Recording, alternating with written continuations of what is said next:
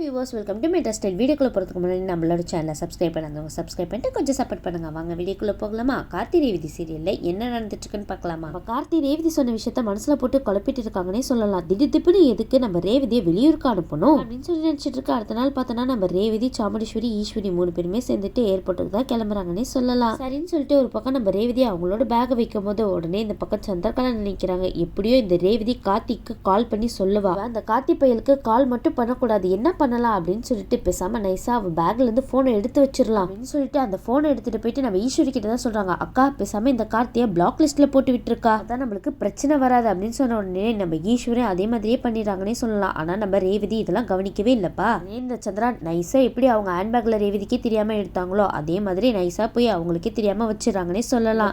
ஈஸ்வரி சந்திரகலாவும் ஒருத்தருக்கு ஒருத்தர் பார்த்து சிரிச்சுட்டு இருக்காங்கன்னே சொல்லலாம். அப்படின்னு சொல்லிட்டு இந்த பக்கம் நம்ம கார்த்தி ரேவதிக்கு ஃபிளைட் டிக்கெட் எடுத்திருக்காங்கல்ல, அவங்க கிட்ட தான் போய் விசாரிக்க போறாங்கன்னே சொல்லலாம். இங்க பாருங்க சார், ரேவதின்னு ஒருத்தவங்க வெளியூருக்கு போறதுக்காக அவங்க கிட்ட டிக்கெட் புக் பண்ணிருக்காங்க, அவங்க ரிட்டர்ன் எப்போ வருவாங்கன்னு தெரிஞ்சுக்கலாமா அப்படின்னு சொல்லி கேட்டுட்டு இருக்கும் போது உடனே அந்த ரிட்டர்ன் டிக்கெட்டை காமிக்கும் போது நம்ம கார்த்திக்கு புரிஞ்சிருதுன்னே சொல்லலாம், இது ஒரு ஃபேக்கான டிக்கெட்னு. உடனே நம்ம கார்த்தி வந்து அவர்கிட்ட மிரட்டி கேட்கறாங்க, இப்ப நீ உண்மையை சொல்லலைன்னா நான் அதிகாரிக்கு கால் பண்ண வேண்டியதா இருக்கும் அப்படின்னு சொன்ன உடனே அவங்க எல்லா உண்மையும் கார்த்தி கிட்ட சொல்லிடுறாங்கன்னே சொல்லலாம். ஆமா சார், இங்க இருந்து போற டிக்கெட் மட்டும் தான் ரியலான டிக்கெட், மறுபடியும் அங்க இருந்து வர டிக்கெட் ஃபேக் டிக்கெட் சார் அப்படின்னு சொல்றாருப்பா. ஒழுங்கு மரியாதையை சொல்லிடுங்க, இந்த காரியத்தை யார் உங்களை பண்ண சொன்னா அப்படின்னு சொல்லிட்டு இருக்கும்போது சந்திரகலா தான் சார் பண்ண சொன்னாங்க அப்படின்னு சொல்லிடுறாருப்பா. உடனே இது கேட்டுட்டு நம்ம கார்த்தி ஷாக் ஆகுறாங்கன்னே சொல்லலாம். என்ன சார், ஏன் சார் இந்த மாதிரி பண்ணீங்க அப்படின்னு சொல்லும்போது, சாரி சார், பணத்துக்கு ஆசைப்பட்டது நான் இந்த மாதிரி தப்பு பண்ணிட்டு சார், என்ன மன்னிச்சிருங்க சொல்லிட்டு இருக்காருப்பா. இதெல்லாம் கேட்டுட்டு நம்ம கார்த்தி பயங்கரமா கோவப்படுறாங்கன்னு சொல்லலாம். உன்ன மாதிரி ஆளுங்க இருக்கிறனால தான் இந்த மாதிரிலாம் தப்பு நடக்குது, உன்னெல்லாம் சும்மாவே விடக்கூடாது அப்படின்னு நம்ம கார்த்தி சொல்ல உடனே வந்து, சார் சார் என்ன தயவு செய்து மன்னிச்சிருங்க சார், பணத்துக்காக நான் இந்த மாதிரி ஒரு காரியத்தை பண்ணிட்டேன், செய்து என்ன மன்னிச்சு விட்டுருங்க சார், இனி இந்த மாதிரி பண்ணவே மாட்டேன் சார் அப்படின்னு சொல்லிட்டு நம்ம கார்த்தி கிட்ட கெஞ்சிட்டு இருக்காருன்னே சொல்லலாம். உடனே இந்த பக்கம் நம்ம கார்த்தி ரேவதி எப்படியாவது ஏற்பட்டுக்கு போக விடக்கூடாது அப்படின்னு சொல்லிட்டு நம்ம மயில் வாகனத்துக்கு தான் கால் பண்ணிட்டாங்க.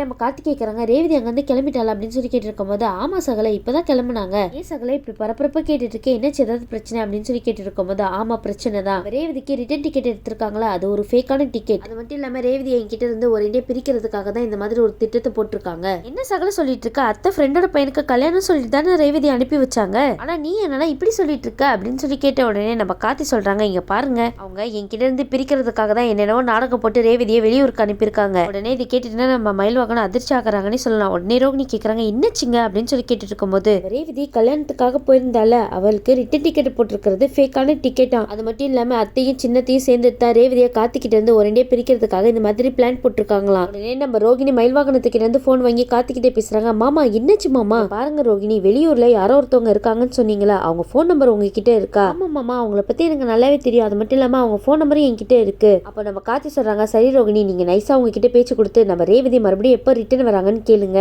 இந்த விஷயத்த மட்டும் எப்படியாவது அவங்க கிட்ட போட்டு வாங்கிருங்க, அதுக்கப்புறம் நான் பாத்துக்கிறேன் அப்படின்னு சொல்லிட்டு இருக்கும்போது, அது மட்டும் இல்லாம கவனமா அவங்க எப்படி பேசுறாங்களோ அதுக்கு தகுந்த மாதிரி நீங்களும் பேச்சு கொடுங்க. உடனே நம்ம ரோகிணி வந்து சரி மாமா அப்படின்னு சொல்லிட்டு அவங்களுக்கு கால் பண்றாங்கன்னே சொல்லலாம். உடனே அவங்க பேசுறாங்க, சொல்லு ரோகிணி என்ன திடீர்னு கால் பண்ணிருக்க அப்படின்னு சொல்லிட்டு இருக்கும்போது, இல்ல ரேவதி இங்க இருந்து கிளம்பிட்டா, அது மட்டும் இல்லாம அம்மாவும் சித்தியும் ரேவதியை ஏர்போர்ட்ல கூட்டிட்டு போய் விடுறதுக்காக போயிருக்காங்க. உடனே அவங்களும் அப்படியே ரேவதி கிளம்பிட்டல அப்படின்னு சொல்லி கேட்டு இருக்கும் போது உடனே ரோகிணி சொல்றாங்க, ரேவதி இங்க இருந்து கொஞ்சம் தள்ளி இருக்கணும்னு சொல்லிட்டு அம்மா நினைச்சாங்க அப்படின்னு சொல்லிட்டு நம்ம ரோகிணி பேச்சு வாக்குல கிட்ட இருந்து போட்டு வாங்குறாங்கன்னே சொல்லலாம். உடனே அவங்க சொல்றாங்க, ஆமா ஈஸ்வரி என்கிட்ட எல்லா விஷயத்தையுமே சொன்னா, கார்த்திக்கும் ரேவதிக்கும் கல்யாணம் நடந்ததுக்கு அப்புறமா ரேவதி அதை நினைச்சு ரொம்ப அப்செட்டா இருக்கா, அதனாலதான் 6 மாசம் இங்க இருக்கட்டும் அப்படின்னு சொல்லிட்டு உங்க அம்மா இங்க அனுப்பி விடுறாங்க அப்படின்னு சொல்லிட்டு எல்லா விஷயத்தையுமே நம்ம ரோகிணி கிட்ட போட்டு உடைச்சிடுறாங்கன்னே சொல்லலாம். உடனே இது கேட்டுட்டு நம்ம ரோகிணி ஷாக் ஆகுறாங்கன்னு சொல்லலாம். அப்பனா நம்ம கார்த்தி மாமா சொன்னது எல்லாமே கரெக்ட் தான், ரேவதி கிட்டே இந்த மாதிரி போய் சொல்லி நாடகம் ஆடிதான் அம்மாவும் சித்தியும் அவளை வெளியூருக்கு அனுப்பி வச்சிருக்காங்களா, சரிங்க அப்படியா அப்படின்னு சொல்லிட்டு போனை வச்சிருக்காங்கன்னே சொல்லலாம் நம்ம ரோகிணி. அதுக்கப்புறம் நம்ம மயில்வாகனை கேட்கறாங்க, ரோகிணி என்னாச்சு என்ன சொன்னாங்க, நம்ம கார்த்தி சகல சொன்னதெல்லாம் கரெக்டா அப்படின்னு சொல்லி கேட்டுட்டு இருக்காங்க. ஆமாங்க கார்த்தி மாமா சொன்னது எல்லாமே உண்மைதான், ரேவதி கிட்டே இந்த மாதிரி நாடகம் ஆடிதான் அம்மாவும் அத்தையும் அவளை வெளியூருக்கு அனுப்பியிருக்காங்க, அது மட்டும் இல்லாம கார்த்தி கிட்ட இருந்து நிரந்தரமா நம்ம ரேவதியை பிரிக்கிறதுக்காக தான் அம்மாவும் சித்தியும் இந்த மாதிரி நாடகம் ஆடி இருக்காங்க, அது மட்டும் இல்லாம ரேவதி 6 மாசம் கழிச்சுதான் இங்கே வருவா போல அப்படின்னு சொல்லிட்டு இருக்கும்போது நம்ம மயில்வாகனம், ஐயோ என்ன ரோகிணி சொல்லிட்டு இருக்க, அத்தையும் சின்னத்தையும் சேர்ந்துட்டு இந்த மாதிரி வேலை எல்லாம் பாத்துருக்காங்களா, இதை உடனே நம்ம சகல கிட்ட சொல்லணும் அப்படின்னு சொல்லிட்டு கார்த்திக்கு கால் பண்றாங்கன்னு சொல்லலாம். நம்ம மயில் வாங்கணும் உடனே கார்த்திக்கு கால் பண்ணி சொல்றாங்க, சகல நீ சொன்னது கரெக்ட் தான்ப்பா, ரேவதியா 6 மாசம் கழிச்சுதான் இந்த சின்னத்தையும் பெரியத்தையும் கூப்பிடுவாங்க போலயே, என்னப்பா பண்றது அப்படின்னு சொல்லி கேட்டு இருக்கும் போது நம்ம கார்த்தி சொல்றாங்க, சரி நான் உடனடியா நான் ஏர்போர்ட்டுக்கு போய் ரேவதியை தடுக்கிறேன், அது மட்டும் இல்லாம நான் அவளுக்கு கால் பண்ணி பாக்குறேன் அப்படின்னு சொல்லிட்டு உடனடியா நம்ம ரேவதிக்கு கால் பண்றாங்கன்னே சொல்லலாம் இந்த கார்த்தி. அது மட்டும் இல்லாம இந்த சந்திரகலா இருக்காங்க இல்லையா, அவங்கதான் ரேவதி போன ஆல்ரெடி அவங்களுக்கே தெரியாம எடுத்து நம்ம கார்த்தியோட நம்பரை பிளாக் பண்ணி வேற வச்சுட்டாங்களே. உடனே நம்ம கார்த்தி ரேவதிக்கு கால் பண்ண நம்ம ரேவதிக்கு கால் போகவே இல்லைன்னே சொல்லலாம். அப்ப நம்ம கார்த்தி புரிஞ்சு புரிஞ்சுக்கிறாரு. ஒருவேளை நம்மளோட நம்பரை பிளாக் பண்ணி வச்சுட்டாங்கன்னு நினைக்கிறேன், அதனால தான் நம்ம ரேவதிக்கு கால் போக மாட்டேங்குது அப்படின்னு சொல்லிட்டு நினைக்கிறாருப்பா. ஆனா கார்த்தி, நீங்க ரொம்ப ஸ்மார்ட் தான், தெளிவா எல்லாத்தையும் சீக்கிரமா புரிஞ்சுக்கிறீங்கன்னே சொல்லலாம். கண்டிப்பா எனக்கு நல்லாவே தெரியும், இதுக்கெல்லாம் காரணம் அந்த சின்னத்தையா தான் இருக்கும், அந்த சின்னத்தை பண்ற வேலையா தான் இருக்கும் இதெல்லாம் அப்படின்னு சொல்லிட்டு உடனடியே நம்ம ஏர்போர்ட்டுக்கு கிளம்பி போகலாம் அப்படின்னு சொல்லிட்டு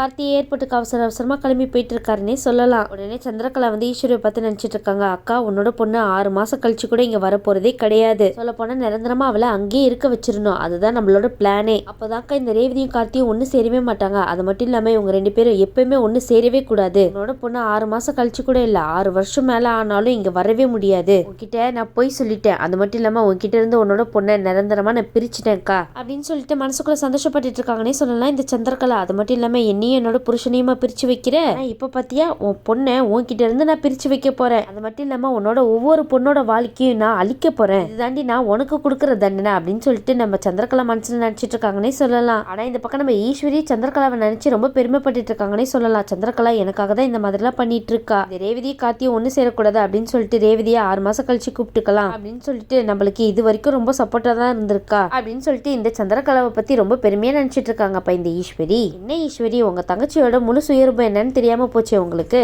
ஈஸ்வரி சந்திராவை பார்த்து ரொம்ப பெருமையா நினைச்சிட்டு இருக்காங்க. ஆனா இந்த சந்திரா இருக்காங்கல்ல, அவங்க அக்காக்கே துரோகம் பண்ணிட்டு இருக்காங்கன்னே சொல்லலாம். சரின்னு சொல்லிட்டு இந்த பக்கம் பார்த்தோன்னா 3 பேரும் ஏற்பட்டுக்கு வர உடனே ஈஸ்வரி சொல்றாங்க, இங்க பாருமா ரேவதி, நீ பார்த்து பத்திரமா போயிட்டு வா. உடனே ரேவதி சொல்றாங்க, என்னம்மா நீங்க இந்த மாதிரி பேசிட்டு இருக்கீங்க, நான் என்னமோ 6-7 மாசம் அங்கே இருக்கிற மாதிரில நீங்க என்கிட்ட பேசிட்டு இருக்கீங்க, அது மட்டும் இல்லாம நான் இன்னைக்கு போயிட்டு 2 நாள் கழிச்சு வர போறேன், அதுக்குள்ள ஏமா இந்த மாதிரில பேசிட்டு இருக்கீங்க அப்படின்னு சொல்லிட்டு நம்ம ரேவதி கேட்க உடனே சந்திரகலா வந்து ஈஸ்வரி கிட்ட சொல்றாங்க, அக்கா நீ ஓவர் ஆக்டிங் பண்ணி நம்மள மாட்டி விட்டுறாத, கொஞ்சம் அடக்கி வாசி அப்படின்னு சந்திரா சொன்ன உடனே ஈஸ்வரி சொல்றாங்க, ஆமா சந்திரா நீ சொல்றது கரெக்ட் தான், இப்பவே என்ன கேள்வி கேட்கிற பத்தி என்ன, சரிமா ரேவதி நீ பார்த்து நல்லபடியா போயிட்டு வா அப்படின்னு சொன்ன உடனே நம்ம ரேவதி சரிமா அப்படின்னு சொல்லிடுறாங்க. இந்த பக்கம் நம்ம கார்த்தியை தான் காமிக்கிறாங்க. உடனே சந்திரகலா நினைக்கிறாங்க, கார்த்தி ரேவதி வெளியூருக்கு போறான்னு தெரிஞ்சிட்டு கூட நீ இந்த பக்கமே வரக்கூடாது அப்படின்னு சொல்லிட்டு ஒரு திட்டத்தை போட்டு வச்சிருக்காங்கன்னே சொல்லலாம். சரின்னு சொல்லிட்டு நம்ம கார்த்தி அந்த சைடு வந்துட்டு இருக்கும் போது அதிகாரிகள் எல்லாம் நின்றுட்டு இருக்கும் போது கார்த்தியோட காரை வழிமறிக்கிறாங்கன்னே சொல்லலாம். நம்ம கார்த்தி சொல்றாங்க, சார் எதுக்காக சார் என்ன வழிமறிக்கிறீங்க, நான் அர்ஜென்ட்டா ஒரு வேலையா போயிட்டு இருக்கேன் சார், ப்ளீஸ் சார் என்ன விடுங்க அப்படின்னு சொல்லிட்டு இருக்கும்போது சரி அதெல்லாம் இருக்கட்டும், காருக்கான பேப்பர்ஸ் எல்லாம் எடுத்துட்டு அப்படின்னு சொல்லிட்டு இருக்கும்போது சார் ப்ளீஸ் சார் நான் ரொம்ப அவசரமான ஒரு வேலையா போயிட்டு இருக்கேன் அப்படின்னு சொல்லிட்டு நம்ம கார்த்தி கேட்க உடனே அந்த அதிகாரிங்க வந்து அங்க நிக்கிறாருல, அவர் தான் பெரிய அதிகாரி, அவர்கிட்ட போய் கேளுங்க வேணும்னா அப்படின்னு சொல்லிட்டு அனுப்புறாங்கன்னு சொல்லலாம். உடனே நம்ம கார்த்தியும் பேப்பர்ஸ் எல்லாம் எடுத்துட்டு அந்த பெரிய அதிகாரியை பக்கம் வரும்போது அவரு ரொம்ப முக்கியமா போன் பேசிட்டு இருக்காருன்னே சொல்லலாம். நம்ம கார்த்தி நினைக்கிறாங்க, ஐயோ டைம் வேற போயிட்டு இருக்கு, இவர் என்னன்னா போன்ல பேசிட்டு இருக்காரு அப்படின்னு சொல்லிட்டு சார் அப்படின்னு சொல்லி கூப்பிடுறாங்கன்னே சொல்லலாம். நம்ம கார்த்தி இரியா போன் பேசிட்டு இருக்கல, அது கூட தெரியல டிஸ்டர்ப் பண்ணிட்டு இருக்கா அப்படின்னு சொல்லிட்டு கடுகடுன்னு விழுறாருன்னே சொல்லலாம். ஆனா இந்த பக்கம் நம்ம கார்த்தி ரொம்ப பாவம்பா, ஐயோ டைம் வேற ஆயிட்டே இருக்கே, இப்ப என்ன பண்றது ஏது பண்றது தெரியாம முடிச்சிட்டு நிக்கிறான்னே சொல்லலாம் நம்ம கார்த்தி. அது மட்டும் இல்லாம ரேவதி உள்ள போயிடக்கூடாது, உள்ள போயிட்டா வெளியில வர்றது ரொம்ப கஷ்டமாச்சே, அது மட்டும் இல்லாம அவளுக்கு போன் பண்ண வேற போக மாட்டேங்குது அப்படின்னு சொல்லிட்டு நம்ம கார்த்தி மறுபடியும் கால் பண்ணிட்டே இருக்காங்கன்னே சொல்லலாம் நம்ம ரேவதிக்கு. அது மட்டும் இல்லாம நம்ம கார்த்திக்கு என்ன பண்றது ஏது பண்றதுன்னு தெரியாம நின்றுட்டு இருக்காருன்னே சொல்லலாம். உடனே அதிகாரி வந்து போன் பேசி முடிச்சுட்டு வராரு, என்னப்பா சொல்லுப்பா இப்போ அப்படின்னு சொல்லி கேட்க உடனே நம்ம கார்த்தி அந்த பேப்பர்ஸ் எல்லாம் காமிக்கிறாங்கன்னே சொல்லலாம். உடனே அந்த அதிகாரி சொல்றாங்க, இங்க பாரு இதுல ஏதோ தப்பு இருக்கு அப்படின்னு சொல்லிட்டு இருக்கும்போது சார் என்ன சார் சொல்றீங்க, தப்பு இருக்கா, அதெல்லாம் இருக்க வாய்ப்பே இல்ல சார், ப்ளீஸ் சார் நான் அர்ஜென்ட்டா ஒரு வேலையை போயிட்டு இருக்கேன் என்ன விடுங்க சார் அப்படின்னு சொல்லிட்டு இருக்கும்போது அதிகாரிங்க சொல்றாங்க, என்ன நினைச்சிட்டு இருக்கேன் நீனு, நீங்களா பார்த்தா வேலை வெட்டி இல்லாம இங்க சும்மா நின்று இருக்கிற மாதிரி தெரியுதா, கொஞ்சம் வெயிட் பண்ணு அப்படின்னு சொல்லிட்டு நம்ம கார்த்தியை வெயிட் பண்ண வச்சிடறாங்கன்னே சொல்லலாம் அந்த அதிகாரிங்க. இந்த பக்கம் நம்ம கார்த்திக்கு என்ன பண்றது ஏது பண்றதுன்னு தெரியாம முழிச்சிட்டு இருக்காருன்னே சொல்லலாம். அது மட்டும் இல்லாம இந்த பக்கம் எல்லாரும் ஆளுக்கு ஒரு போன்ல பேசிட்டு இருக்காங்கப்பா. நம்ம கார்த்தி நினைக்கிறாங்க, வேற வழி இல்ல நம்ம கார் எடுத்துட்டு போயிட வேண்டியதான் அப்படின்னு சொல்லிட்டு கார் எடுத்துட்டு வேகமா போயிடுறாருன்னே சொல்லலாம் நம்ம கார்த்தி. பக்கம் பார்த்தோன்னா இதெல்லாம் நம்ம சந்திரகலாவோட வேலைன்னே சொல்லலாம். அது மட்டும் இல்லாம அந்த அதிகாரிக்கு கால் பண்ணி இந்த மாதிரி கார்த்தின்னு ஒருத்தவன் அந்த சைடு வருவான், அவனை இந்த பக்கம் வரவே விடாத மாதிரி தடுத்து வைங்க அப்படின்னு சொல்லியிருப்பாங்க. அதனாலதான் அவங்களும் அந்த மாதிரி பண்ண இந்த பக்கம் நம்ம கார்த்தி ரேவதியை எப்படியாவது வெளியூர் போறதை தடுத்தே ஆகணும் அப்படின்னு சொல்லிட்டு வேகமா கார் ஓட்டிட்டு வந்துட்டு இருக்காருன்னே சொல்லலாம் நம்ம கார்த்தி. உடனே இந்த பக்கம் நம்ம கார்த்தி வேகமா கார் எடுத்துட்டு போறதை பார்த்துட்டு அதிகாரிங்கெல்லாம் கத்த ஆரம்பிச்சுட்டாங்கன்னே சொல்லலாம். யோ அங்க பாரியா அவன் பாட்டுக்கு போயிட்டு இருக்கா, எல்லாரும் அவனை ஃபாலோ பண்ணி பிடிங்க அப்படின்னு சொல்லிட்டு இருக்கும்போது நம்ம கார்த்தி வேகமா போக பின்னாடி எல்லாரும் ஃபாலோ பண்ணிட்டு வராங்கன்னே சொல்லலாம் நம்ம கார்த்தியை. இந்த பக்கம் நம்ம கார்த்தி ஏற்பட்டுக்கு வந்துடுறாங்கன்னே சொல்லலாம். அது மட்டும் இல்லாம இந்த சந்திரகலாவும் ஈஸ்வரியும் கிளம்புற மாதிரி காமிக்கிறாங்கப்பா. கரெக்டா நம்ம கார்த்தி ஏற்பட்டுக்கு வர அதிகாரிகளும் பின்னாடியே வந்துடுறாங்கன்னே சொல்லலாம். உடனே கார்த்தியை பிடிச்சிட்டு உனக்கு எவ்வளவு தைரியம் இருந்தா இங்க கிட்ட இருந்தே தப்பிச்சு ஓடி வருவேன் அப்படின்னு சொல்லிட்டு கார்த்தியோட கையை அந்த அதிகாரிங்க பிடிக்க உடனே நம்ம கார்த்தி வந்து ரேவதி ரேவதி அப்படின்னு சொல்லி கத்திட்டு இருக்காங்கன்னே சொல்லலாம். உடனே நம்ம ரேவதி வந்து இது கார்த்தி மாமாவோட குரலாச்சு அப்படின்னு சொல்லி திரும்பி பார்த்த உடனே நம்ம சந்திரகலாவும் ஈஸ்வரி கேட்கறாங்க, என்னச்சு ரேவதி, இல்லம்மா எனக்கு கார்த்தி மாமா கூப்பிட்ட மாதிரி கேட்டுச்சமா அப்படின்னு சொல்லிட்டு இருக்கும்போது நம்ம சந்திரகலா சொல்றாங்க, அதெல்லாம் ஒன்னும் இல்ல ரேவதி, உனக்கு டைம் ஆயிடுச்சு ரேவதி நீ கிளம்பு, அது மட்டும் இல்லாம அனௌன்ஸ்மெண்ட்லாம் பண்ண ஆரம்பிச்சுட்டாங்க, நீங்க எந்த கிளம்பு அப்படின்னு சொல்லிட்டு நம்ம சந்திரா ரேவதியை விரட்டி விடுறதுலே இருக்காங்கன்னே சொல்லலாம். அப்ப சரின்னு சொல்லிட்டு நம்ம ரேவதி கிளம்புறாங்கன்னே சொல்லலாம். ஆனா இந்த பக்கம் நம்ம கார்த்தி மறுபடியும் கத்துறாருப்பா. உடனே நம்ம ரேவதி நினைக்கிறாங்க, இல்ல கார்த்தி மாமா மாமா தான் கூப்பிடுறாங்க, எனக்கு நல்லா தெரியுது. அது மட்டும் இல்லாம எதுக்கு இது மாதிரி கத்தணும், இப்ப மாமா ஏதோ ஒரு ஆபத்துல இருக்காருன்னு நினைக்கிறேன் அப்படின்னு சொல்லிட்டு ஓடோடி வராங்கன்னே சொல்லலாம் நம்ம ரேவதி. உடனே நம்ம சந்திராவை ஈஸ்வரி தடுக்கிறாங்கப்பா. ஆனா அதையும் மீறி நம்ம ரேவதி ஓடோடி வராங்கன்னே சொல்லலாம் நம்ம கார்த்தியை பார்க்க. உடனே நம்ம ரேவதி ஓடோடி வந்து கார்த்தியை பாக்குறாங்கன்னே சொல்லலாம். அங்க அதிகாரிகளா கார்த்தியை பிடிச்சி வச்சிருக்காங்க.